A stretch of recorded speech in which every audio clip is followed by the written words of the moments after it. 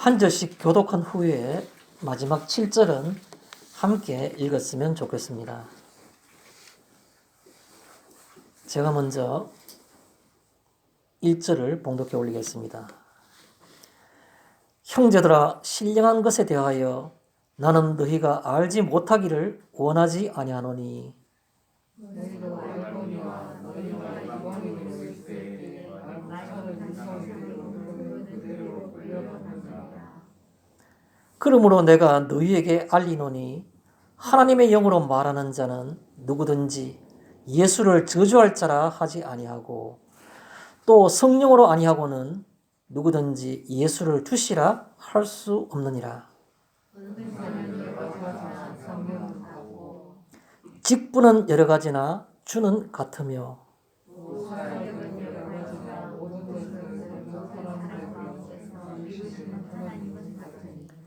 각 사람에게 성령을 나타내심은 유익하게 하려 하심이라. 아멘.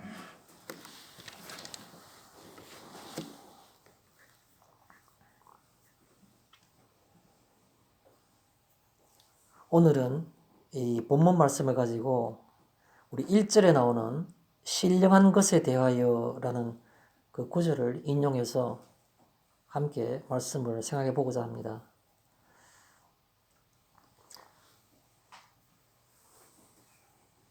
신령한 것에 대하여라는 말은 굉장히 흥미로운 그런 표현입니다.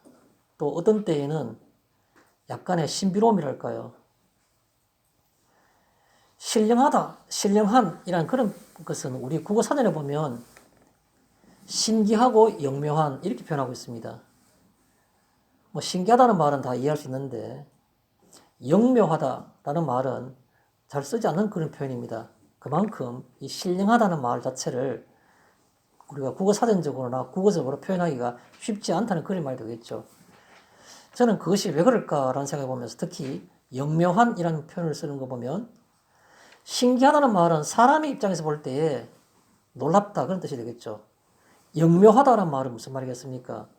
사람이 어떤 일이 하는 것이 아닌 신적인 존재가 하는 신기하고 기묘한 그런 뜻이 바로 영묘한이라는 뜻입니다. 여기 신령한이란 말 자체는 바로 사람과는 무관한 그런 뜻을 갖고 있습니다. 사람으로부터 나온 것이 아닌, 사람으로부터 나온 것은 아닌 그런 뜻인 겁니다. 그러면 그것을 우리가 신앙적이랄까요? 뭐 신학적이랄까요? 뭐 거창 신학이란 말 표현하니까 좀 너무 유치하긴 한데요. 신령한 것이란 말을 우리가 성경적으로 가장 좀 제일 근접한 표현을 해보면 어떤 말을 표현할 수 있을까요? 이렇게 표현할 수 있습니다. 하나님의 능력 있지 않습니까? 하나님의 능력. 하나님 능력의 현저한 현현 이렇게 표현할 수 있습니다. 말이 어렵죠. 하나님 능력은 우리가 쉽게 이해할 수 있는데 사람의 능력이 아니고 하나님이 행하시는 능력, 그 하나님의 능력이 현재 이 현재 세계, 현실 세계의 현실 세계의 나타남을 우리가 한자말로 현현이라 말합니다. 현현. 하나님의 능력이 현실 세계에 나타나는 것. 그게 바로 이 신령한이란 표현인 것이죠. 그런데 그 앞에 중간에 제가 한 단어를 더 집어넣은 겁니다. 하나님 능력의 현현이라면 될 것을 그 중간에 뭐라고 더 집어넣으니까 현저한이라고 썼습니다. 현저한. 현저한이라는 것은 굉장히 자주 부인할 수 없는 뚜렷이 드러나는 그런 말이 바로 현저한이란 말이죠. 아무나 그것을 이거 우연의 일치 아닌가 이렇게 표현할 수 없다는 겁니다. 누가 보더라도 이것은 우연의 일치로서는 불가능한 그런 말이 되겠죠. 그래서 하나님의 능력이 누구도 부인할 수 없이 강하게 현실에 나타나는 것, 그것을 우리가 신령한이라고 표현합니다. 신령한.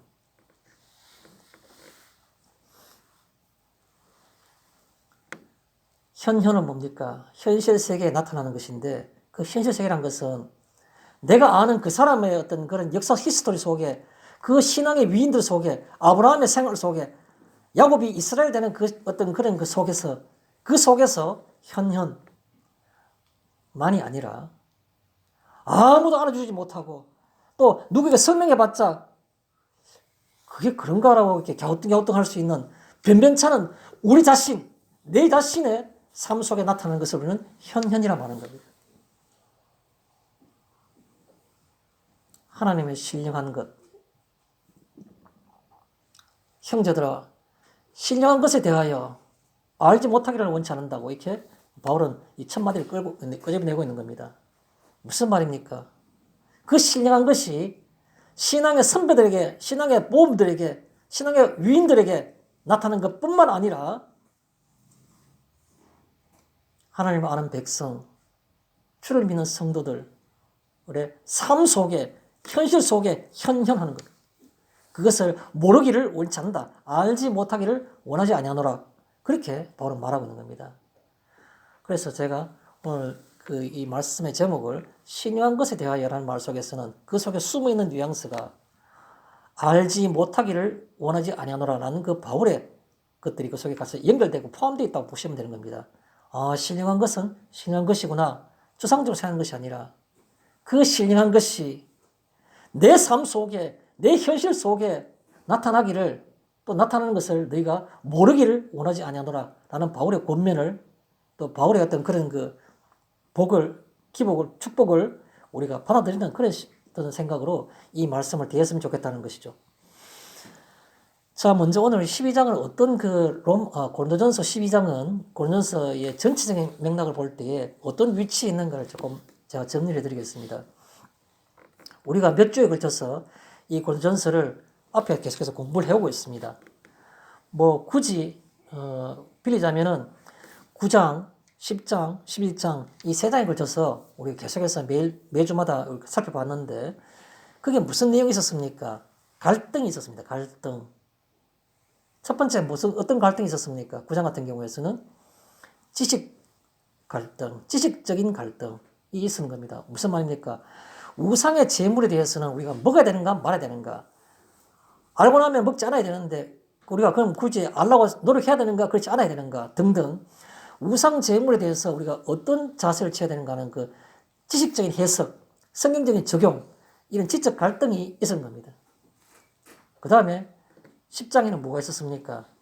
성별의 갈등이 있었습니다. 성별의 갈등.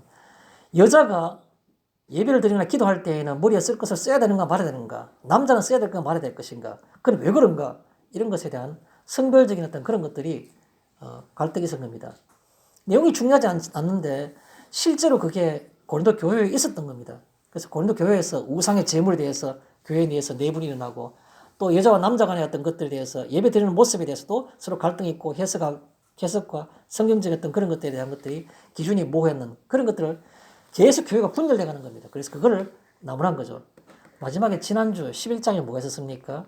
애찬에 가는 겁니다. 그게 바로 무슨 갈등입니까? 빈부의 갈등입니다. 빈부. 있는 자와 없는 자가 똑같이 하나님의 백성, 성도인데도 불구하고 예배를 드리고 난 다음에 음식 먹을 때 보면 전혀 성도의 모습이 나타나지 않는 겁니다. 있는 자와 없는 자가 확연히 구분되는 겁니다. 그럴 때 빈부의 갈등, 그 애찬 문제 이런 것들로 굉장히 그 고린도 교회가 서로 내분이 일어나고 서로 분리가 일어날 때 그거를 바울은 굉장히 책망하면서 가르친 것이 바로 지금까지의 어떤 그 분위기였습니다. 오늘은 또 다른 문제입니다. 이것도 고린도 교회가 갖고 있었던 하나의 어떤 갈등이라 볼 수 있는 겁니다.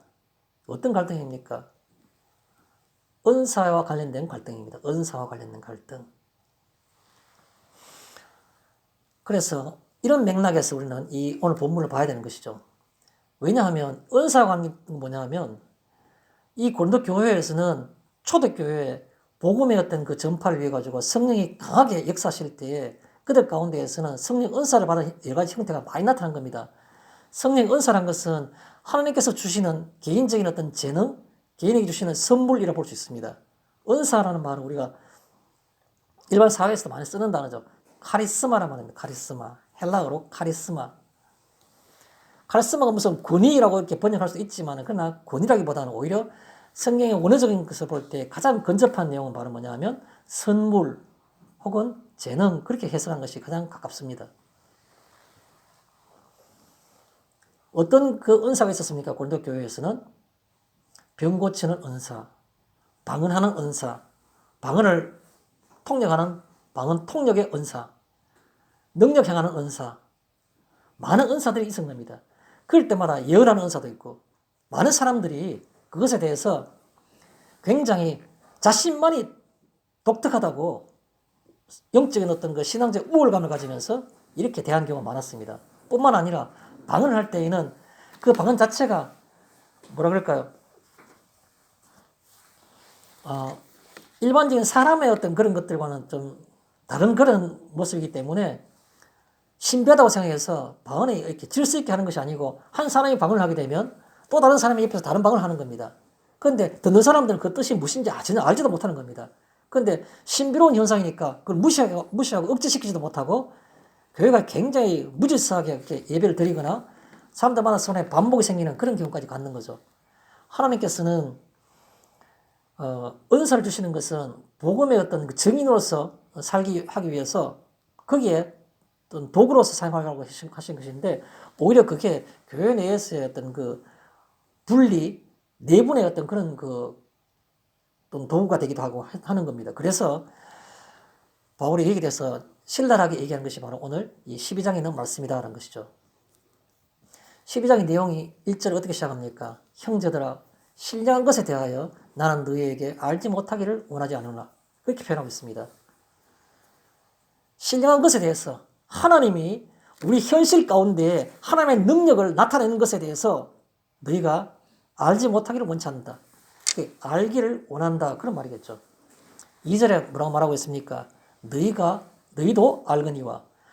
너희도 알거니와라는 말은 너희가 이미 수많은 갈등과 여러 가지 현상들을 직접 보아왔지 않느냐, 그 말하는 겁니다. 너희도 알거니와. 그러면서 그 뒤에 나온 얘기가, 너희가 지금이 아니고 너희가 이방인으로 있을 때, 예수 믿지 않았을 때, 그때는 어떻게 했느냐, 그 말하는 겁니다. 그때는 어떻게 합니까?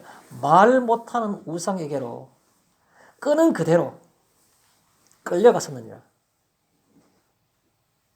지금 너희들이 뭘 갖다가 안다고, 내가 그래도 하나님 앞에서 가장 큰 은사를 받았다고 이렇게 말하고 있지만은, 너희가 이방인 있을 때, 이 고린도는 과거에 바울이 전도하기 전까지 전부 다 이방인이었죠.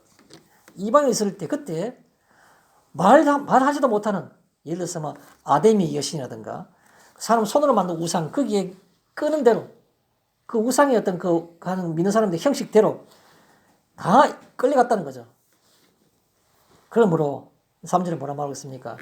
내가 너희에게 알리노니, 이제부터 내가 너희한테 정확하게 알게 해주는데 뭘 하냐면, 하나님의 영을 받은 자는 누구든지 예수를 저주할 자라 하지 아니하고, 하나님의 영이 그 속에 있는 사람은 예수를 저주할 자라고 이렇게 표현하지 않는다는 겁니다. 또 성령이 아니고서는 예수를 주시라 할 수 없느니라, 이렇게 표현하고 있습니다.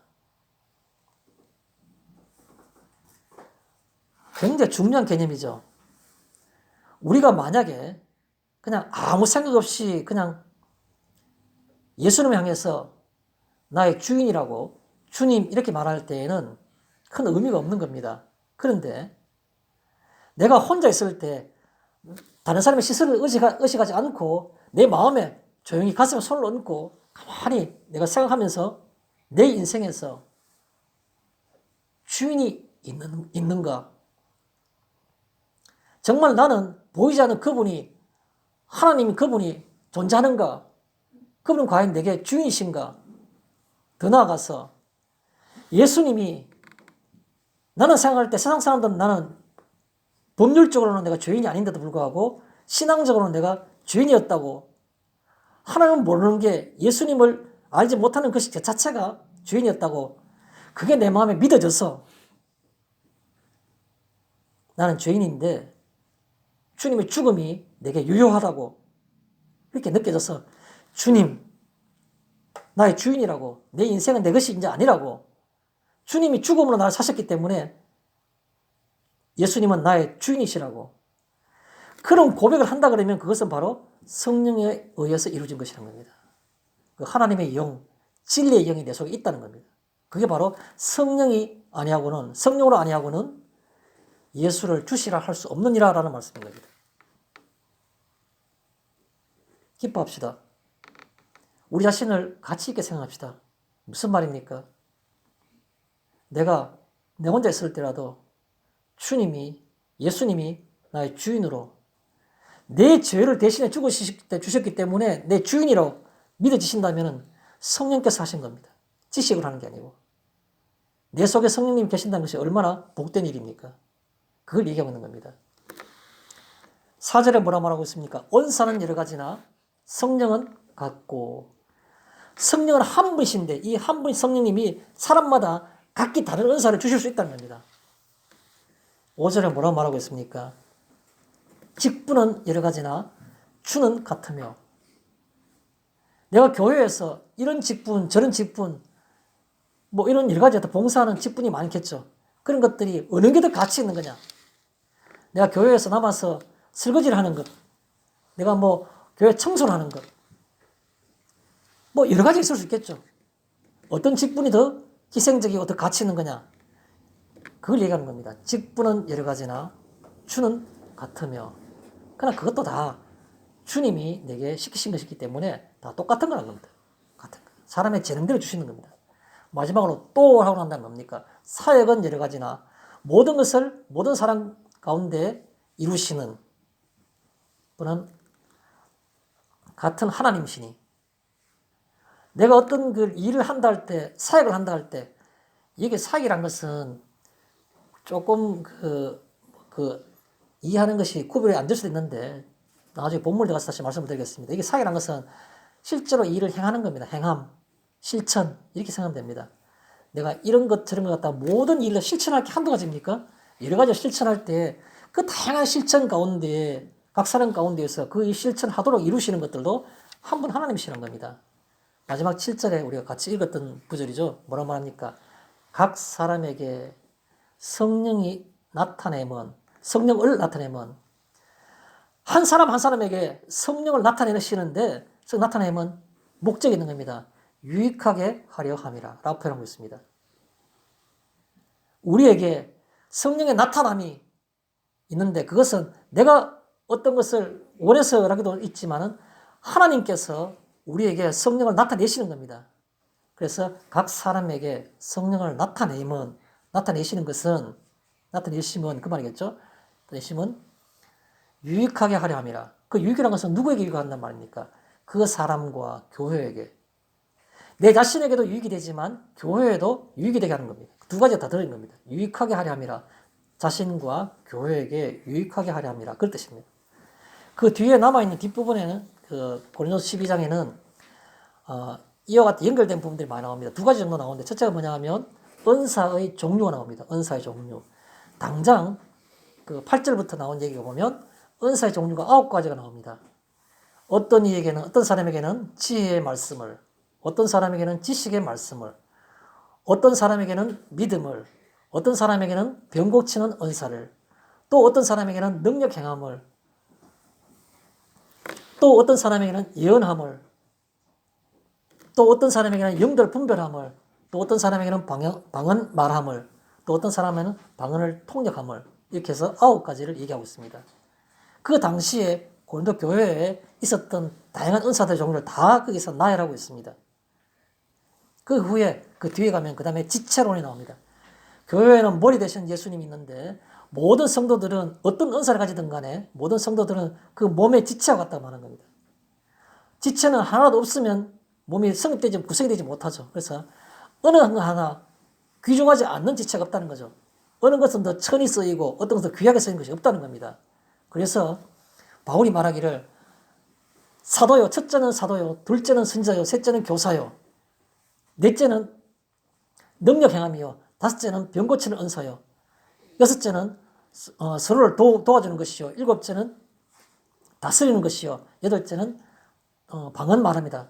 이렇게 말해가지고 모든 사람이 어떻게 다 사도이겠느냐, 모든 사람이 어떻게 다 선지자이겠느냐, 모든 사람이 어떻게 다 교사이겠느냐 해서 교회에서 일어날 수 있는 모든 맡을 수 있는 직분들이 다 서로가 조화되어서 그래서 교회를 하나님 앞에서 주님 몸으로 만들어 간다라는 그런 걸 표현하고 있는 것이 바로 오늘 이 12장의 내용이었습니다. 서론은 좀 많이 길었습니다. 제가 늘 그런 것처럼 질문을 하나 던지면서 오늘 본론을 시작할까 합니다. 우리가 늘 생각하는 가장 원론적인 그런 질문입니다. 성도는 하나님의 백성이라는 뜻이겠죠. 성도는 어떻게 하면 하나님의 뜻을 따라 살아갈 수 있을까요? 라는 겁니다. 성도는 어떻게 하면 하나님의 뜻을 따라 살아갈 수 있습니까? 그걸 묻고 있는 겁니다. 어렵지 않은 질문입니다. 예, 성경 말씀을 살펴보고 그 성경 말씀 속에 있는 내용들을 그대로 순종하며 실천하면 되지 않습니까? 맞아요. 실천하면 됩니다. 또 어떤 사람들은 구체적인 것들이 있는데 모든 걸 다 실천할 수 없지만은 하나님이 우리에게 향하신 가장 큰 뜻이라고 해가지고 가장 우선적으로 말하고 있는 건데 그게 바로 뭐냐면 하나님을 사랑하고 내 이웃을 사랑하라 했으니 그대로 하면 되는 거 아닙니까? 그 말도 맞는 겁니다. 예수님께서 질문하는 그 부자 청년에게 내 재산을 다 팔아 가난 자에 나눠주고 난 다음에 네 자신을 부인하고 내 십자가를 지고 나를 따라라. 그렇게 했으니까 그렇게 하면 되는 거 아닙니까? 그것도 맞는 말입니다. 또 어떤 사람은 하나님께서 사람에게 원하시는 가장 큰 대강령이 있는데 그게 바로 뭐냐면 항상 기뻐하고 쉬지 말고 기도하고 범사에 감사를 했으니 그렇게 살면 하나님 뜻대로 살아갈 수 있는 방법이 되지 않습니까? 맞아요. 다 맞습니다. 그런데요. 그러면 제가 왜 질문을 드리겠습니까? 그 모든 것들은 다 인간의 의지가 필요한 겁니다. 강한 의지. 내가 오늘부터 새해니까 이렇게 해야지. 이제 내가 어떤 결혼을 해서 내가 어른이 되었으니까 오늘부터 이렇게 해야지. 사람의 의지로 인해서 가는 길들이 그건 겁니다. 항상 기뻐하라 했으니까 내가 기뻐하는 겁니다. 가난한 사람에게 내 재물 나누라 했으니까 나누는 겁니다. 그건 의지가 필요한 것이죠. 사람의 의지는 믿을 만한 게 되지 못하는 겁니다. 결코 쉽게 변색되고 쉽게 변질되는 게 인간의 의지인 겁니다. 잘 아시지 않습니까? 그래서 결론적으로 그렇게 내가 성경을 따라 살고 순종하려고 했고 성경이 알고 있는 것들을 그대로 실천하려고 했는데도 불구하고 돌이켜보면은 몇 순간 우리가 이때까지 인생을 살아오는 순간 가운데 아주 짧은 몇 개의 순간 빼고 나머지 전부 넣습니까? 지우개로 지우고 싶은 시간들밖에 없는 겁니다. 그냥 지우자시.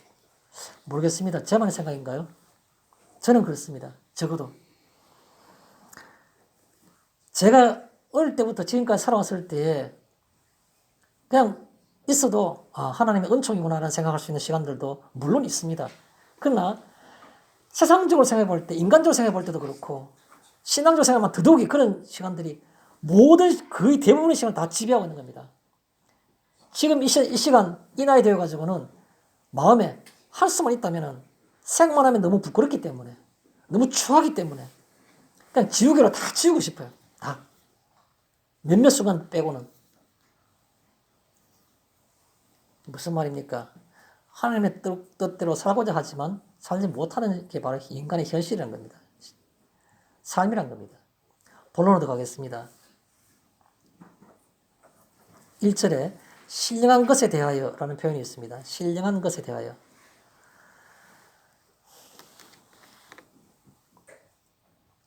거기서 우리는 뭘 생각하면 좋겠나라는 걸 한번 제가 생각해 봤습니다. 신령한 것에 대하여. 신령한 것은 바울이 너희가 알지 못하기를 원하지 않는다 말씀하신 것처럼 쉽게 말하면 꼭 알아야만 된다라는 겁니다. 신령한 것에 대해서. 너희가 알기를 원한다는 것이겠죠. 그럼 그 신령한 것이 뭐냐? 하나님께로부터 온 것이란 겁니다. 신령한 것은 사람으로부터 온 것은 아닙니다. 절대로. 그럼 신령한 것이라고 생각할 때 항상 뭘 생각하는 겁니까?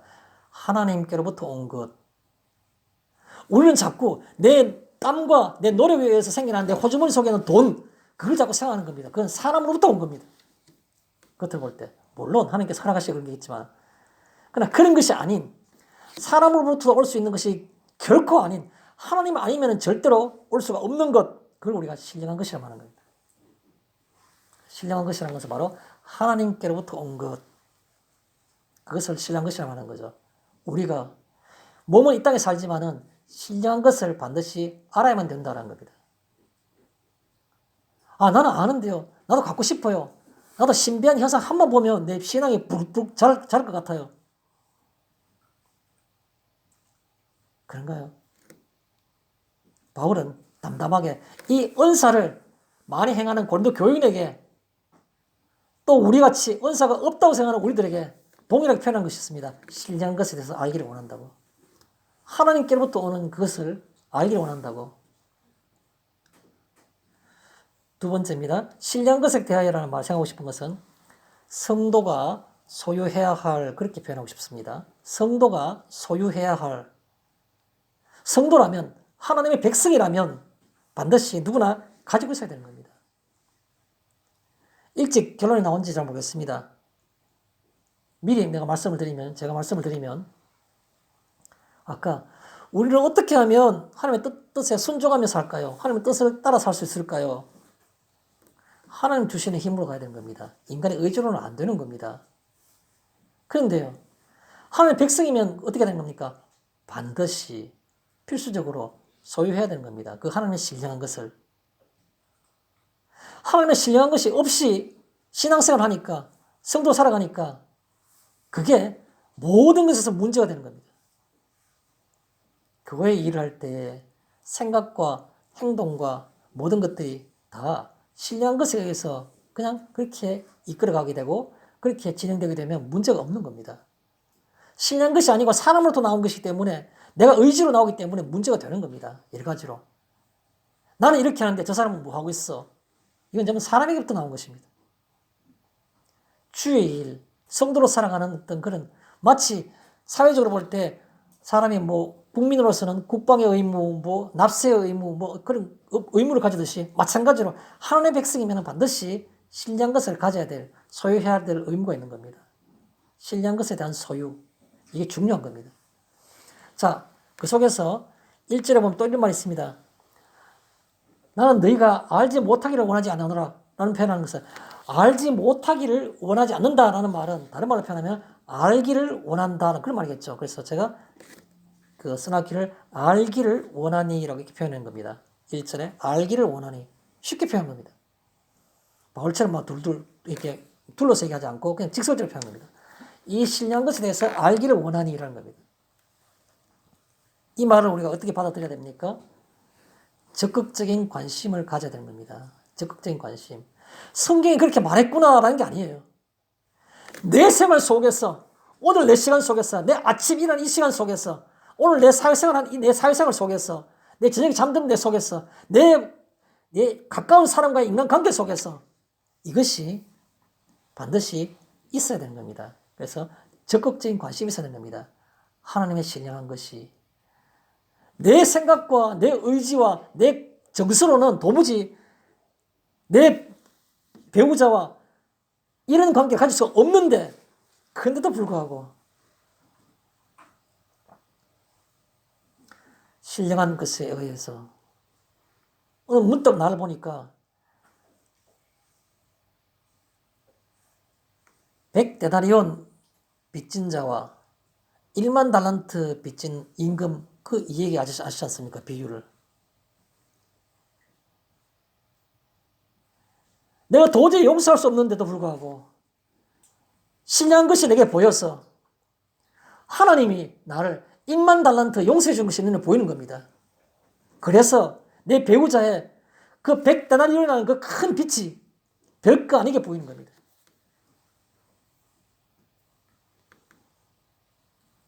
그런 것에 대해서 신령한 것, 내 의지와 내 마음으로는 컨트롤할 수 없는 것들이 내 마음속에 움직이게 하는 것들, 그것에 관해서 적극적인 관심을 가지는 겁니다. 그게 바로 알기를 원하니라는 말은 적극적인 관심이란 거예요. 신령한 것이 내 생활 속에서, 내 삶 속에서, 내 현실 속에서 나타나기를 적극적으로 찾고 적용해 보는 겁니다. 그게 중요한 겁니다. 알기를 원하니. 또요, 무슨 말입니까? 알기를 원하는 말은 무슨 말이죠?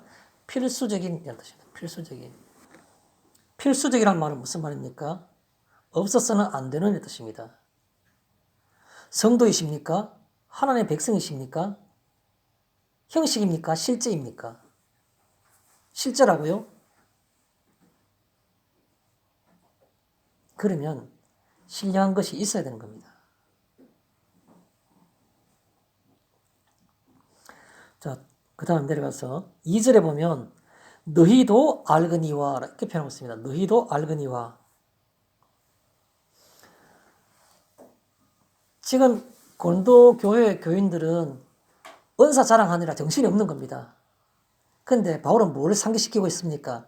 너희도 알거니와 너희가 이방인으로 있을 때 그 얘기하고 있는 겁니다. 너가 지금 그렇게 신앙에 뭐 대단한 것처럼 자랑하고 있는데 너가 얼마 전까지만 하더라도 하나님도 알지 못했어. 예수도 알지 못했어. 그 얘기하고 있는 겁니다. 너희도 알거니와 라는 속에서 갖고 있는 어떤 분위기를 느낄 수 있습니까? 저는 이렇게 표현하고 싶습니다. 너희도 알거니와 라는 말은 우리에게 그대로 적용할 때 멈춤과 자각 이렇게 표현하고 싶습니다. 멈춤과 자각. 우리가 너무 다람쥐 쳇바퀴 돌듯이 일상 속에서 아침 일어나고 밥 먹고 회사 가고 돌아와서 아이들 돌아보고 자고 또 일어나서 회사 가고 일하고 멈춤이 필요한 겁니다. 방언하고 또 교회 왔다 집에 왔다가 또 교회 가서 방언하고 멈춤이 필요한 겁니다. 그 다음에 자각인 겁니다. 내가 지금 뭘 하고 있지? 멈춤이 없으면 자각할 수 있는 기회가 없어요. 자각이란 말은 스스로 깨닫는 거지 않습니까? 내가 멈춰야죠. 한 번은. 일상 가운데 너희도 알거니와 라는 말은 바로 그 속에서 강하게 우리에게 요구하는 것이 있습니다. 멈춰라. 그리고 스스로 생각해보라. 그 얘기하고 있는 겁니다. 너희도 알거니와 라는 말은. 우리에게는 성도로 살아갈 때에는 반드시 멈춤이 필요한 겁니다. 그리고 그 멈춤에 뭐 하기 위한 멈춤입니까? 목적이 있죠. 스스로를 돌아보는 것. 자각하기 위한 멈춤인 겁니다. 그게 바로 너희도 알거니와 라는 겁니다. 너무 자신 속에 파묻혀 사는 사람들은, 바쁘게 사는 사람들은 이게 없는 겁니다. 신령한 것이 깃들 방법이 없는 겁니다. 그래서 여기에 너희도 알거니와 라는 말은 바로 너희도 멈춤과 자각이라는 것을 우리가 한번 생각해 봐야 될 것이고, 그 다음에 두 번째가 뭐냐면 이 너희도 알거니와 라는 말은 추종의 단절 이렇게 표현하고 싶습니다. 추종의 단절. 뭘 추종하고 있는 겁니까? 말 못하는 우상에 이끄는 대로 그대로 끌려가느니라 이렇게 표현하고 있습니다. 우리가 멈추고 자각하지 않으면은 저절로 추종할 수밖에 없는 겁니다. 뭘 추종하는 겁니까? 대부분의 사람들이 살아가는 인생 방식대로, 대부분의 사람들이 살아가는 가치관대로 살아가는 겁니다. 대부분의 사람들은 뭘 따라가는 겁니까? 물질을 추구하고 사회적인 명예를 추구하고 뭐 그런 거 있지 않습니까? 우리 일반적인 그 가치관들. 그거 속에서 파묻혀가지고 정신없이 같이 따라가는 겁니다. 같이 따라가는 겁니다. 그래서 추종의 단절이 필요한 겁니다. 한 번씩은 내가 멈추고 자각하면서 따라가고 있는 것에 대해서 내가 과감히 잘라보내는 겁니다. 다른 사람들은 다 아파트 평수가 30평은 돼야 된다고. 그래도 그것은 추종이라 생각한다 그러면 집이 없어도 내가 하나님 앞에 가치 있는 인간이 될 수 있음을 생각해보는 것이 바로 추종의 단절이라 볼 수 있는 겁니다. 자, 두 번째 3절에 보면 너희에게 알리노니라고 표현하고 있습니다. 너희에게 알리노니.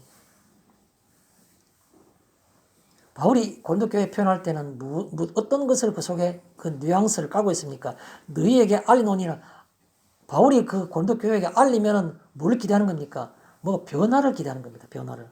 그래서 너희에게 알리노니라는 말 속에 갖고 있는 강한 그 뉘앙스가 바로 뭐냐면 지금부터는 그 뜻입니다. 지금부터는 너희에게 알리노니라는 말, 알리는 것 자체가 중요한 게 아니고 그걸 듣고 뭔가 달라지는 변화를 요구하는 것이겠죠.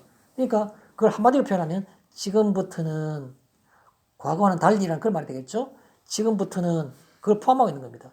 너희에게 알리노니라는 말은 지금부터. 그 다음에 그냥 주의를 환기시키는 것이 지금부터라는 말 같으면 구체적인 내용이 있어야 되겠죠. 또 어떤 내용 표현을 쓸까요? 너희에게 알리노니라는 말은 지금부터는 그런 말도 있고 또 다른 생각은 이렇게 구체적인 내용을 지시해주고 있는 겁니다. 보여주는 겁니다. 제시하는 겁니다.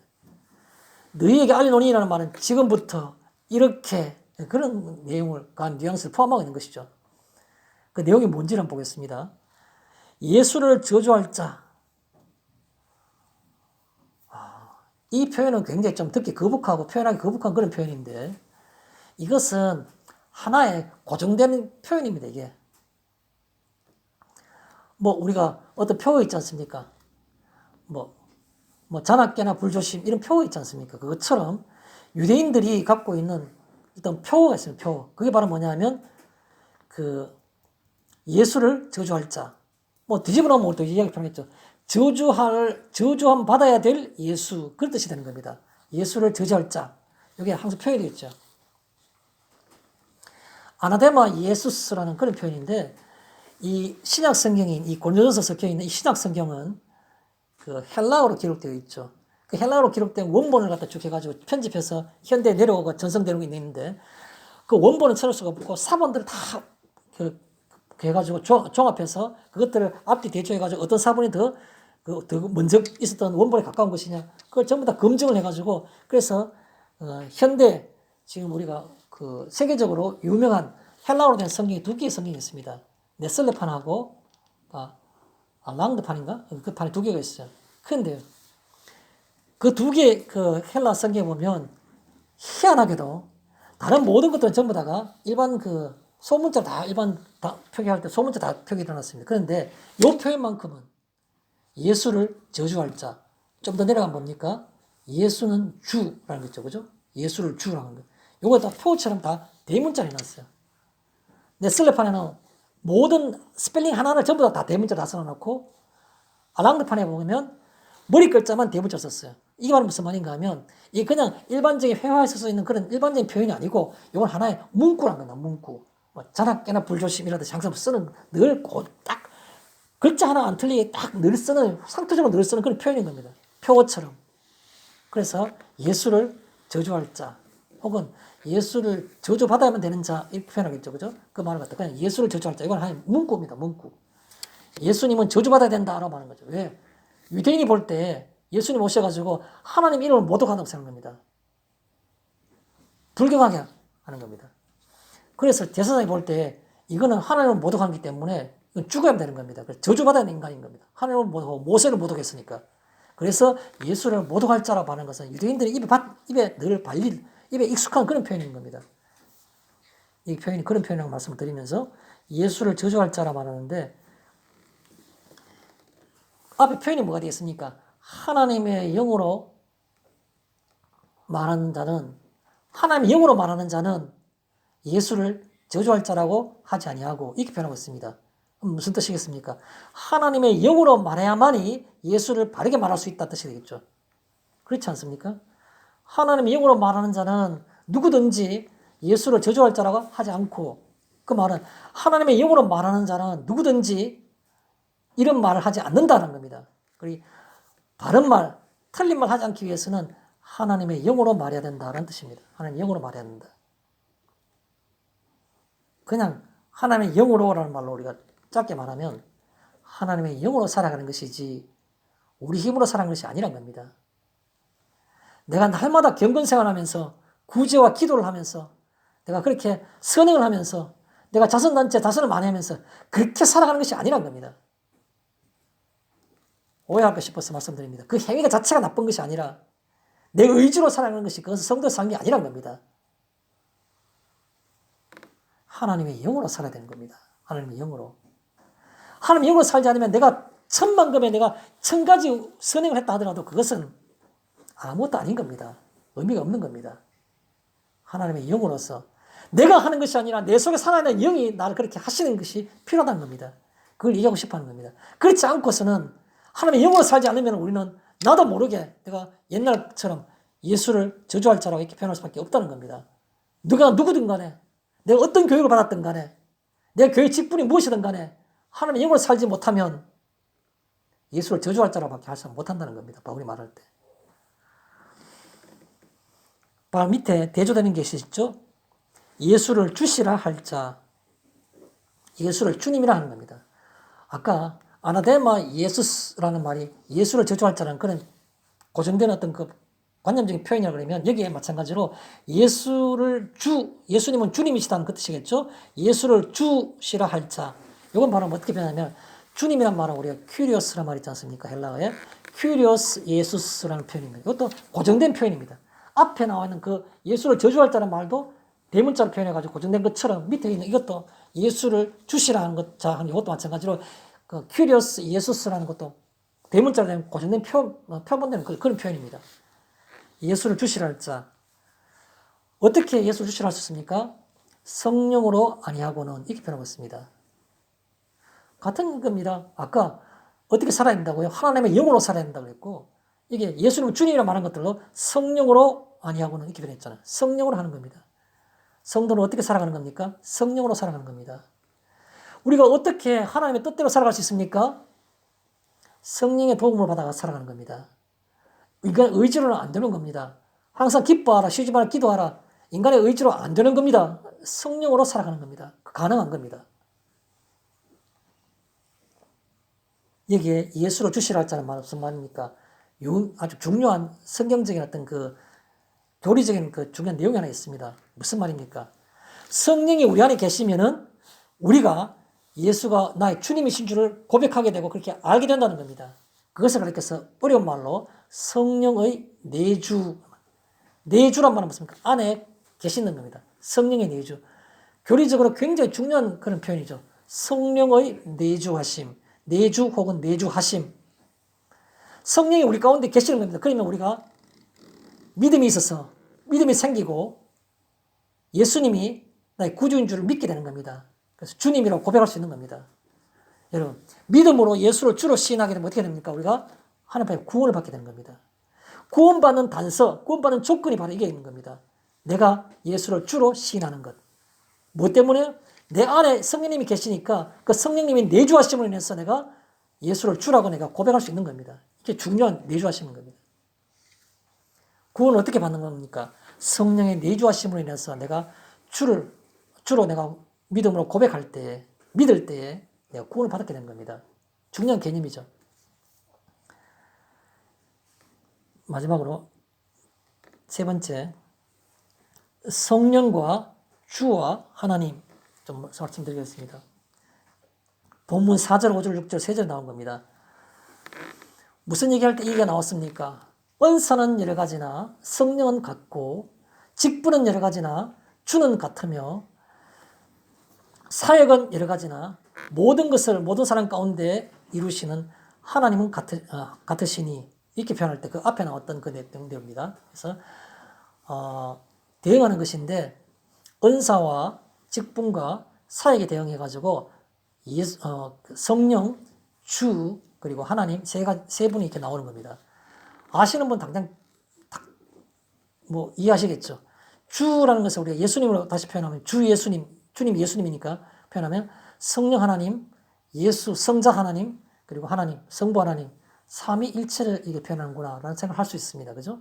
그래서 실제로 신앙이라는 것은 우리가 하나님과 인간과의 관계인데 그 관계 속에서는 하나님은 이런 세 개의 어떤 하나님의 형태, 하나님의 모습으로 우리들과 함께 역사하신다는 겁니다.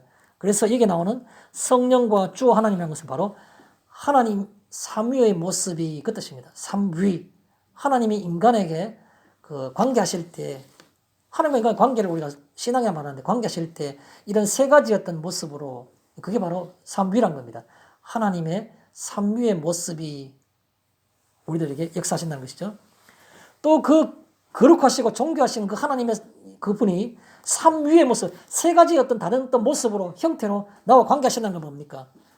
나에게 뜻입니다. 그분이 나에게. 하나님이 아브라함하고 역사하시는 것은 대화하시고 복을 주시겠다 하시는 것들은 내가 이해가 가요. 아브라함이 그럴만 하니까. 그런데 벌레 같은 내게 그 삼위의 하나님이 삼위의 모습으로 나와 함께 사역하시고 역사하시는 겁니다. 내게. 그 대상이 나라는 것이 이게 중요한 겁니다. 아브라함에게 역사하신 하나님과 동일하게 나에게 그 삼위의 하나님이 아버지로서 아들로서 그 진리의 영으로서 내게 역사하시는 겁니다. 그거를 우리가 바울이 생각하는 겁니다.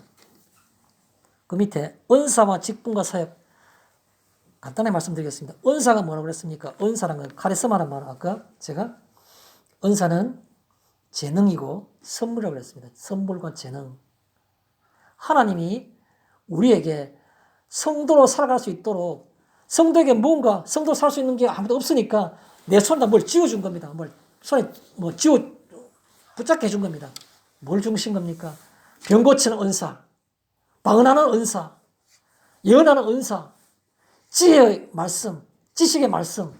그래서 교사가 되기도 하고 선지자가 되기도 하고 사도가 되기도 하고 병 고치는 자가 되기도 하고 방언 말하는 자가 되기도 하고 그것을 하나님이 우리 손에 쥐어주신 선물, 쥐어주신 재능, 그걸 가르쳐서 우리는 은사라 말합니다. 은사. 교회에 은사를 가지고 계십니까? 하나님께 주신 겁니다. 뭐하라고 주신 겁니까? 교회와 자신에게 유익이 되라고. 그럼 교회와 자신에게 유익되는 게 뭡니까? 가장 큰 것은 바로 내가 성도로서 살아갈 수 있도록 해준 겁니다. 성도로 살아갈 수 있도록. 여기서 은사와 직분과 사이라는 것은 하나님께서 주시는 것이란 것. 하나님께 주시는 것. 또 은사는 선물이요. 직분은 구체적인 임무를 가리키는 임무, 직임, 임무. 그게 바로 직분이죠. 마지막에 사역이라는 것은 실제로 행함, 실천인 겁니다. 우리의 마음 가운데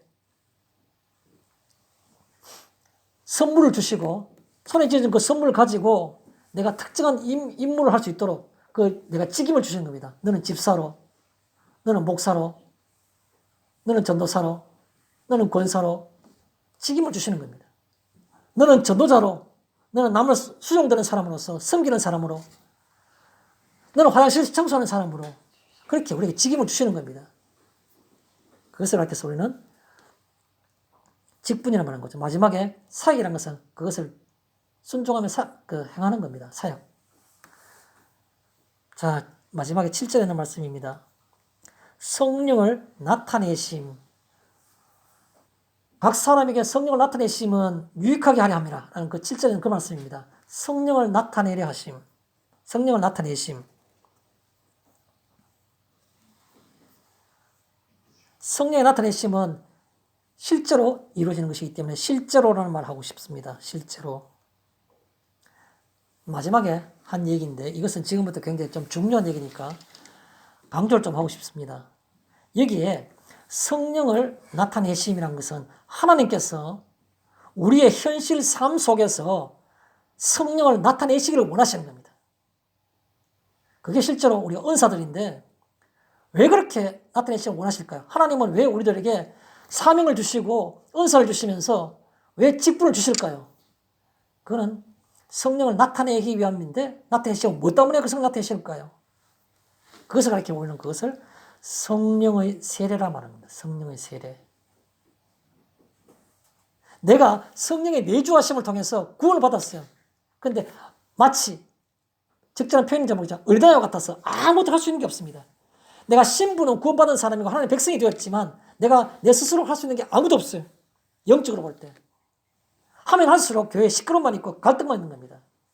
내가 교회 회계직 집사가 되어가지고 회계직을 맡아서 그 복잡한 재정장부를 맡아 있는데 나는 사회에서도 공인회계사니까 내가 딱 맞는 직분을 생각하는데 하나님의 은사가 없으니까 성령의 세례하심이 없으니까 그것은 그냥 어린아이가 무거운 바위돌을 들려고 하는 거 똑같은 겁니다. 아무것도 안 되는 겁니다. 왜요? 펼칠 때마다 목사님은 어떻게 해서 이런 걸 교회에 청구를 하지? 저 집사님은 어떻게 해서 11조도 안 하지? 교회의 재정은 이렇게 쓰면 안 되는데 왜 이렇게 쓰지? 너를 보이는 게 전부 다 남의 잘못, 허물, 그밖에 눈에 보이는 게 없는 겁니다. 남의 눈에 있는 자꾸만 티를 빼내려고 하는데 자기 눈에는 들보가 있는데 은사가 없이는 성령의 나타내심 없이는 성령의 세례가 없이는 주의를 할 수 없는 겁니다. 왜 그렇습니까? 성령의 내주하심과 성령 세례는 다르기 때문에 그런 겁니다. 제가 이런 얘기들은 몇 번 한 적이 있는데도 불구하고 이번 주 중에도 제가 일찍 신앙 서적인데 인터넷 주문해가 책을 내 개인적으로 또 샀습니다. 성령 세례에 대해서. 책을 사보고 또 읽어보고 마음속에 정리가 다 되는 게 맞지, 그렇지? 그런 생각을 해보고 다시 그걸 나눠드린 겁니다. 성령의 내주하심과 성령 세례는 다른 겁니다. 결코 잊어보지 마십시오. 성령 세례가 없이 받지 못하면 절대로 주의를 할 수가 없습니다. 겉으로는 할 수 있지만 그냥 진정한 주의를 할 수가 없는 겁니다. 봉사를 할 수 없어요. 형식과 그냥 내 노력과 의지로 할 수 있지만 오래 못 가요. 간다 하더라도 그것이 옳지 못한 건 질적으로 그겠죠. 아주 좋지 못한 질인 겁니다. 바른 일이 아닌 겁니다. 사역이. 왜 그렇습니까? 근거를 대드릴게요. 누가복음 24장 49절에 이런 말씀이 있습니다. 누가복음 24장 49절에 예수님이 마지막으로 부활하신 다음에 사람들이 제자들이 많이 보이시고 갈릴리 해변에서 성층에서 올라가시기 바로 직전에 제자를 하면서 했는 말이 마지막에 거기 나온 겁니다. 24장 49절에 볼지어다 내가 아버지께서 약속하신 것을 너희에게 보내리니 너희는 위로부터 능력으로 입혀올 때까지 이 성에 머물라 이런 말씀하시는 겁니다. 거기가 누가복음 24장 49절인 겁니다. 예수님 올라가시면서 너희가 앞으로 내 일을 해야 될 건데 그냥 결코 그냥 지금 막바로 가서 일하지 마라. 전도하고는 하지 마라. 교회 일 하지 마라. 주일 일 하지 마라는 겁니다. 왜요? 위로부터 능력이 필 때까지 이 성에 머물라는 겁니다. 그건 아버지께서 약속한 것이라 말합니다. 그것만 있습니까? 아니요. 사도행전 1장 4절에 보면 이런 말이 있습니다. 내가 너희에게 몇 날이 못 되어 아버지 약속한 것을 너희에게 보내리라. 너희는 5절에 뭐라고 말하냐면 너희는 성령의 세례를 받으리니 이런 표현하고 있습니다.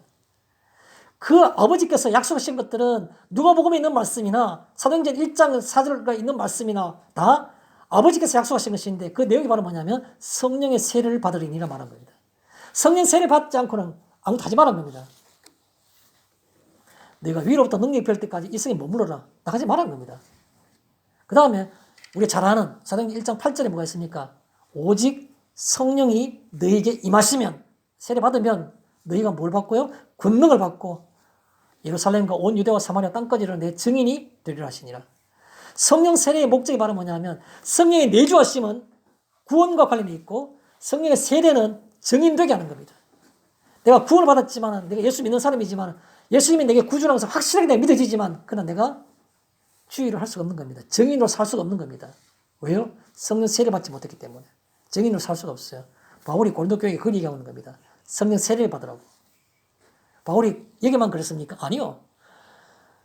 사도행전 19장 2절에 무슨 말이 있습니까? 사도행전 19장 2절에 보면 바울이 에베소 교회 갔을 때 그들이 물은 질문이 있습니다. 유명한 질문이죠. 너희가 믿을 때에 성령을 받았느냐? 묻고 있습니다. 사도행전 19장 2절에 너희가 믿을 때에 성령을 받았느냐? 그 질문을 들은 에베소 교인들이 뭐라 말합니까? 이르되 말하기를 우리는 성령이 계시는 것을 듣지도 못하였노라 말한 겁니다. 그 말은 무슨 말입니까?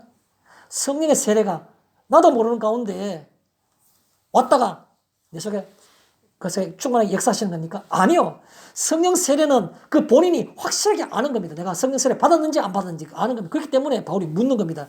너희가 믿을 때 성령을 받았느냐고 묻는 겁니다. 받은 사람은 성령 세례를 받은 사람은 확실히 내가 뭔가 다르다는 것을 알기 때문에 그걸 다 알고 있어요. 모르면 절대로 바울이 물을 수가 없는 겁니다. 알기 때문에 묻는 겁니다. 내가 예수를 오래 믿기 때문에 내 속에서 성령 세례를 받은 것 같아요. 아니요. 전혀 아닌 겁니다. 꼭 은사가 나타나는 것이 아니라 그 성령 은사 가운데에서는 믿음도 있다 했지 않습니까? 믿음도. 그렇기 때문에 성령 세례가 꼭 방언만 하는 거, 예언하는 거, 병 고치는 것만 있는 것이 아닌 겁니다. 그런데 그 확실하게 아는 내가 받은 사람은 성령 세례를 받았는지를 그 얘기하는 겁니다. 말씀을 정리하겠습니다.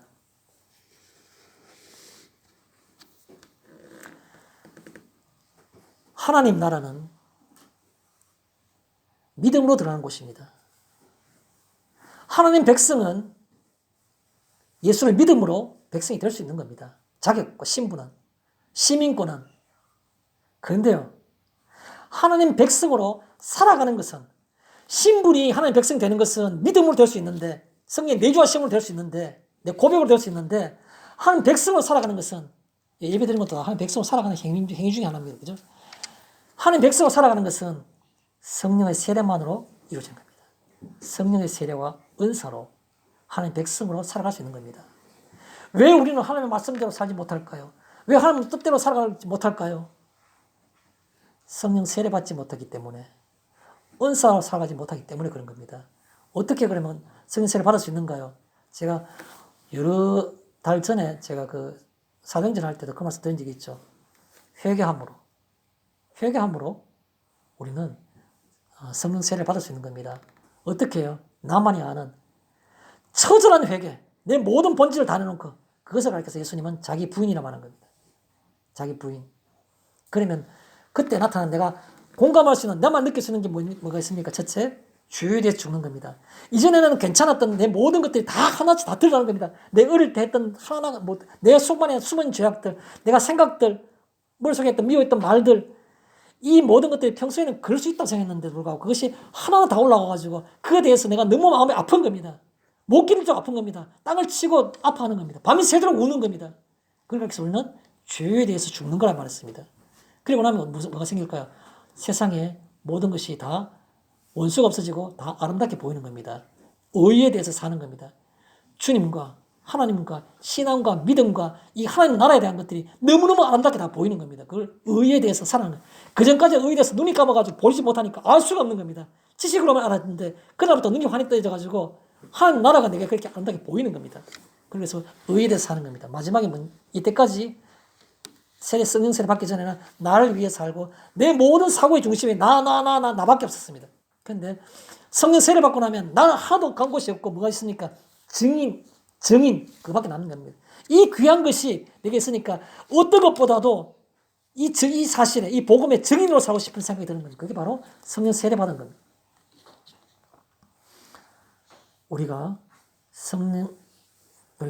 그 성도로서 살아가는데 어떻게 하면 하나님 뜻대로 살아갈 수 있을까 고민하고 염려하지 마십시오. 성령 세례 받기를 원하시고 회개하시며 그를 추구할 때에 하나님께서 우리에게 그에 맞는 기도의 그 간구에 맞는 성령 세례와 성령의 은사를 우리에게 주실 것입니다. 마치겠습니다.